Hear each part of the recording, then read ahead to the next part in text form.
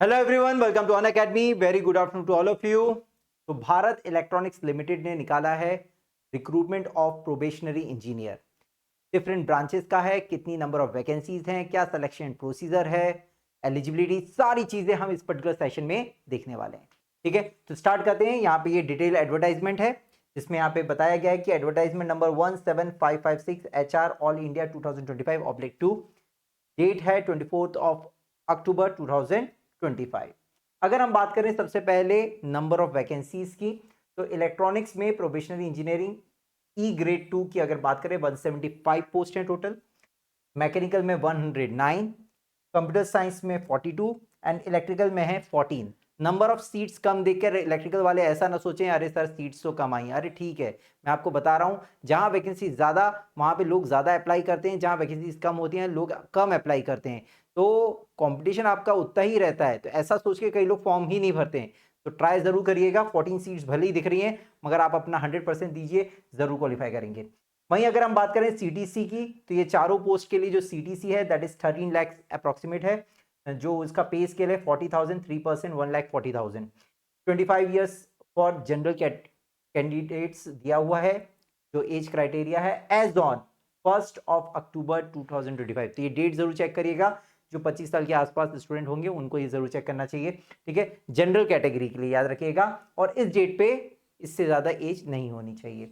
Allowances and benefits की अगर हम बात करें, बेसिक पे के अलावा जो गवर्नमेंट में हमारे अलाउंसेस मिलते हैं, DA, HRA, convenience allowance, performance related पे, मेडिकल एंड रिमबर्समेंट, और जो भी अदर बेनिफिट्स हैं गवर्नमेंट की तरफ से वो आपको यहाँ पे मिलेंगी।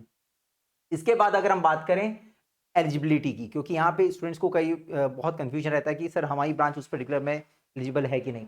तो अगर हम सबसे पहले बात करें प्रोबेशनरी इंजीनियरिंग ग्रेड 2 की, जिसमें कि B.Tech, BSc engineering graduate in electronics oblique electronics and communication, electronics and telecommunication, ठीक है, कम्युनिकेशन और टेलीकम्युनिकेशन, तो ये सारी ब्रांचेस आपकी एलिजिबल होंगी। वहीं अगर हम बात करें नंबर ऑफ पोस्ट 2 जिसमें 109 है, मैकेनिकल की बात करें तो B.Tech, BSc engineering graduate in mechanical. वहीं अगर हम बात करें कंप्यूटर साइंस के लिए B.Tech, BSc engineering graduates in computer science, computer science and engineering, computer science engineering, ये ब्रांच आपकी एलिजिबल होंगी। वहीं इलेक्ट्रिकल की अगर हम बात करें B.Tech, BSc engineering graduate in electrical, electrical and electronics, मतलब इलेक्ट्रिकल और इलेक्ट्रिकल एंड इलेक्ट्रॉनिक्स वाले जिसको हम ट्रिपल ई भी बोलते हैं या ईएक्स भी बोलते हैं ब्रांच, तो वो भी यहाँ पे एलिजिबल हैं। ठीक है, ठीक है। अगर हम बात करें रिजर्वेशंस की, तो टोटल नंबर ऑफ पोस्ट हैं 340, जिसमें कि 190, 131 होगी अनरिजर्व्ड, ईडब्ल्यूएस होगी 34, OBC 91, SC 51, ST that is 25। यहाँ पे इंडिविजुअल ब्रांच वाइज इनने बाइफर्केशन नहीं किया है, मगर ओवरऑल आप यहाँ पे देख सकते हैं कि इनने कैटेगरी वाइज बता दिया है। एलिजिबल क्वालिफिकेशन की अगर हम बात करें तो यहाँ पे लिखा है for probationary engineering post unreserved OBC NCL मतलब non creamy layer EWS candidates with first class in B Tech, BSc engineering graduate from AICTE approved college in electronics and electronics communication, electronics और टेलीकम्युनिकेशन, कम्युनिकेशन और telecommunication, mechanical, computer science and engineering and computer science engineering, electrical and electrical and electronics discipline, जो हमने पहले वाले page में देखा था वही ब्रांचेस लिखी हुई हैं, मगर इन्होंने बोला कि फर्स्ट क्लास डिग्री आपको यहाँ पे चाहिए। Candidates with first class in AMIE, AMIETE और जीआईईटी के भी डिसिप्लिन के भी स्टूडेंट्स यहाँ पे एलिजिबल होंगे। Other equivalent discipline and dual specification will not be considered, यहाँ पे बता दिया गया है दूसरे टाइप के अगर आपका इक्विवेलेंट डिसिप्लिन भी है तो आप एलिजिबल नहीं है, जो यहाँ पे लिखा है वही यहाँ पे एलिजिबल होंगे। ठीक है, बाकी फर्स्ट जो यहाँ पे बोला गया है कि फर्स्ट क्लास डिग्री की जो बात की गई है, या तो आपके जो डिग्री है वहां पे लिखा हो या फिर कन्वर्जन के लिए आपको सर्टिफिकेट लाना होगा, यहाँ पे बताया गया है, और कन्वर्जन सर्टिफिकेट इंटरव्यू के टाइम पे नेसेसरी होगा। ठीक है, एज क्राइटेरिया की बात की जाए तो पहले भी हम देख चुके हैं, जो अनरिजर्व्ड के लिए है वो 1 अक्टूबर को 25 ईयर्स ऑफ एज को एक्सीड नहीं करना है इस डेट पे, इस डेट पे। ठीक है, 25 ईयर्स ये किसके लिए है? अनरिजर्व्ड और ईडब्ल्यूएस कैटेगरी के लिए। वहीं अगर मैं बात करूं अपर age limit is relax for 5 years for SC ST and 3 years for OBC NCL. तो SC/ST के लिए 5 ईयर्स जो गवर्नमेंट नॉर्म्स हमारे होते हैं, 5 ईयर्स का एज रिलैक्सेशन है, मतलब वो 30 ईयर्स चल सकता है। वहीं अगर मैं ओबीसी की बात करूं 28 years till this particular date 1 October 2025। OBC में याद रखिएगा सिर्फ एनसीएल, नॉन क्रीमी लेयर, ठीक है।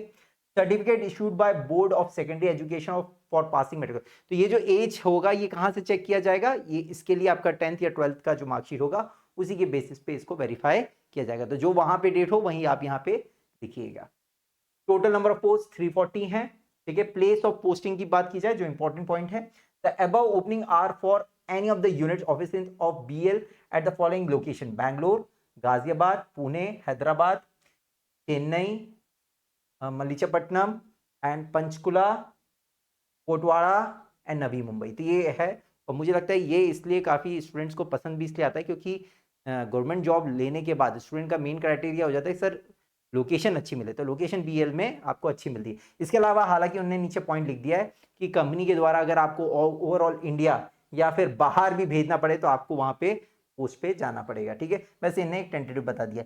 लास्ट डेट ऑफ एप्लीकेशन है 14 नवंबर 2025, इसको थोड़ा सा ध्यान रखिएगा। एप्लीकेशन फीस की अगर हम बात करें तो यहाँ पे बताया गया है कि जनरल, ईडब्ल्यूएस और ओबीसी एनसीएल को देनी होगी 1000 प्लस जीएसटी, मतलब 1180 रुपीज का यहाँ पे एप्लीकेशन फीस होगी। जबकि SC, ST, PWBD और ESM कैंडिडेट्स जो होंगे वह एग्जेम्प्टेड होंगे, उनको कोई फीस देने की जरूरत नहीं है, ठीक है। मेथड ऑफ सिलेक्शन की अगर हम बात करें तो सिलेक्शन होने वाला है selection for the computer based test, CBT के थ्रू यहाँ पे सिलेक्शन होगा। पहले आप ऑनलाइन फॉर्म भरेंगे, फिर वो शॉर्टलिस्ट करके आपको बताएंगे कि किस किस को यहाँ पे एग्जाम देने आना है।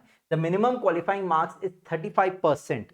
जो CBT है उसमें 35% आपको मार्क्स लाने पड़ेंगे, किसको? जनरल, ओबीसी और ईडब्ल्यूएस कैंडिडेट्स को। वहीं SC, ST और PWBD स्टूडेंट्स को 30% मिनिमम CBT में क्वालिफाई उन्हें करना होगा, दोनों जगह CBT और इंटरव्यू सेपरेटली, दोनों जगह, है ना। Based on the performance in the computer-based test, candidates will be provisionally shortlisted for the interview for the ratio of 1:5। ठीक है, जो भी नंबर ऑफ पोस्ट होगी 1:5 के हिसाब से आपको बुलाया जाएगा, 5 टाइम्स स्टूडेंट्स को ज्यादा बुलाया जाएगा, ठीक है, फॉर द इंटरव्यू।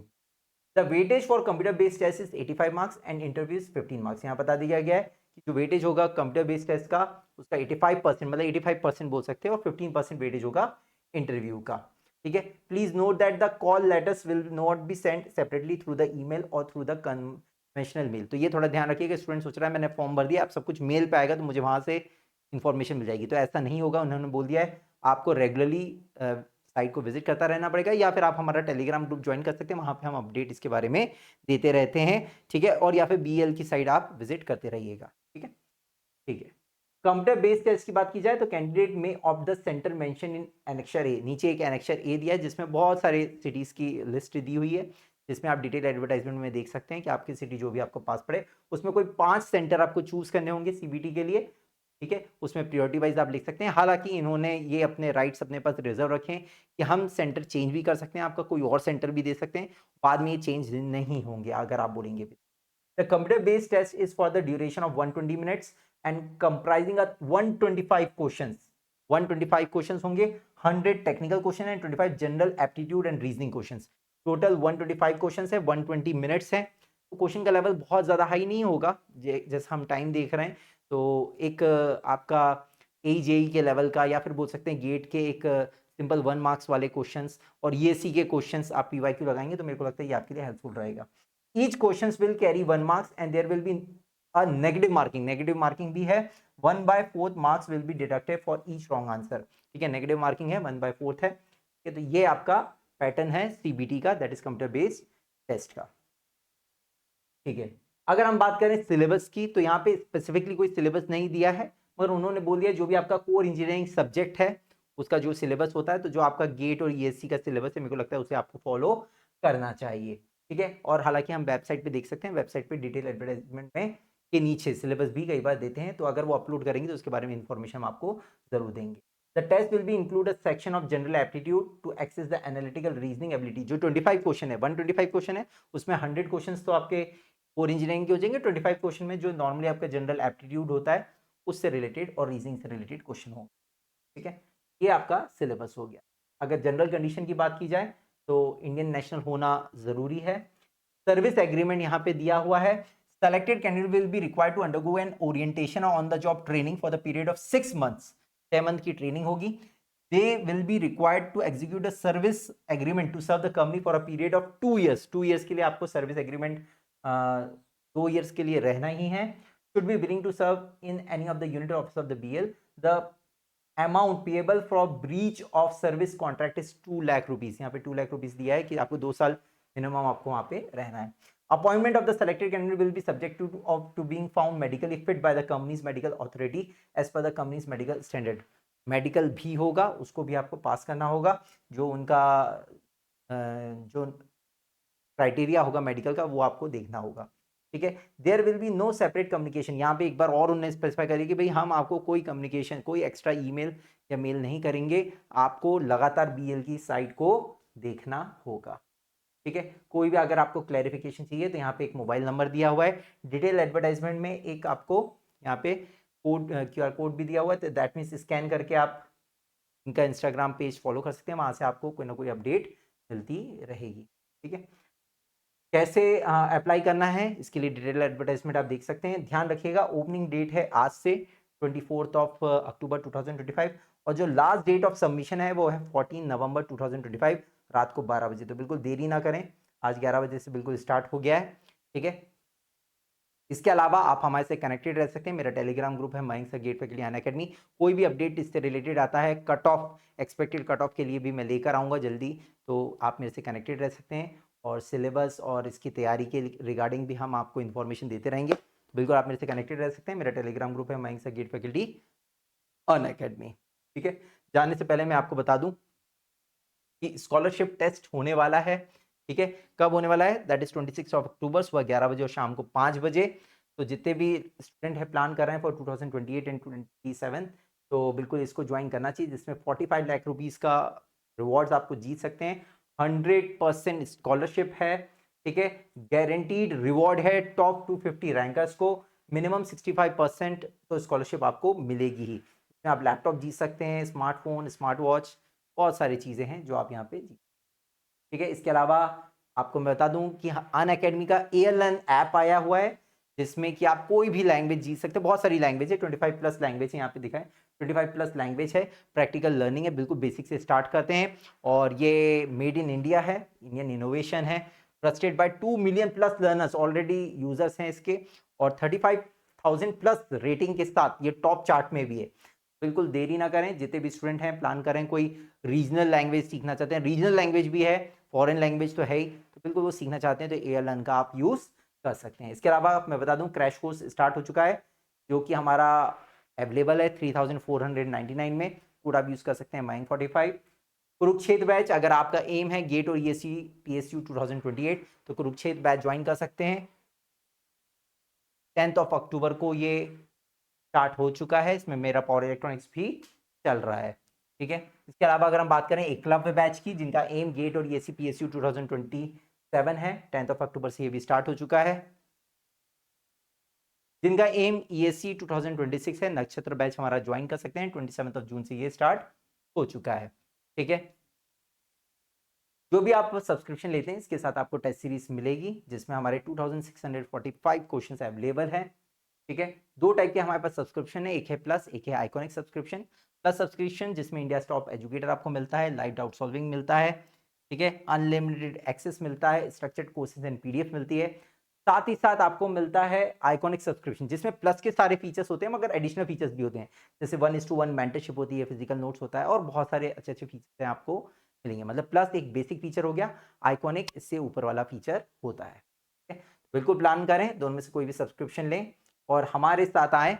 जैसा 2025 में हमने रैंक दी है, आप हमारे साथ जुड़ें, आप भी रैंक देंगे और डेफिनेटली कोई ना कोई.